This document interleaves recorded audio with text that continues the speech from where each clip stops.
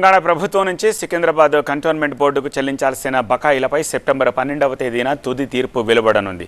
గత కొంతకాలంగా ప్రభుత్వం నుంచి కంటోన్మెంట్ బోర్డుకు రావాల్సిన పెండింగ్ బకాయిలపై హైకోర్టులో వాదనలు జరిగాయి.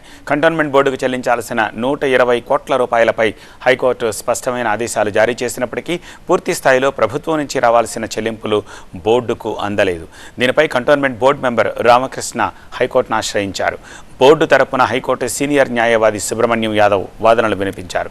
హైకోర్టు ఆదేశాలు ఇచ్చినా ప్రభుత్వం నుంచి ఇంకా 34 కోట్ల రూపాయల బకాయిలు పెండింగ్లో ఉన్నాయి.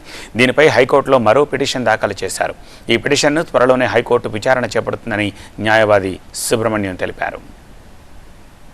కంటోన్మెంట్ బోర్డుకి సంబంధించిన ట్రాన్స్ఫర్ ఆఫ్ ప్రాపర్టీ యాక్ట్ మీద కలెక్ట్ చేసే 0.5% సెస్ స్టేట్ గవర్నమెంట్ వాళ్ళు తీసుకొని కంటోన్మెంట్ బోర్డుకి దాదాపు 120 కోట్ల వరకు డ్యూ అయినా కానీ ఇవ్వలేని పరిస్థితుల్లో కంటోన్మెంట్ బోర్డుకి సంబంధించిన జె రామకృష్ణ అనే బోర్డు మెంబరు రిప్రజెంటేషన్స్ గవర్నమెంట్ ముందు ఫైల్ చేసి పదే అమౌంట్స్ పే చేయాలని రిక్వెస్ట్ ప్లేస్ చేసినా కానీ వాళ్ళు అలాంటి విషయాన్ని కన్సిడర్ చేయనందువల్ల కంటోన్మెంట్ బోర్డు తరఫున రామకృష్ణ అనే పిటిషనర్ తరఫున మేము హైకోర్టులో 3 రిట్ పిటిషన్స్ ఫైల్ చేయడం జరిగింది. ఇప్పటి వరకు ఒక ఐఏ ద్వారా పిటిషన్ ఫైల్ చేసేమన్నామంటే గవర్నమెంట్ వాళ్ళకు డైరెక్ట్ జీవో రిలీజ్ చేయాలి. ఆ జీవో ప్రకారము స్టేట్ గవర్నమెంట్ కలెక్ట్ చేసుకోకుండా డైరెక్ట్గా సెంట్రల్ గవర్నమెంట్ వాళ్ళు కలెక్ట్ చేసుకుంటే ఈ ఇబ్బందులు ఉన్నాయని కోరాము.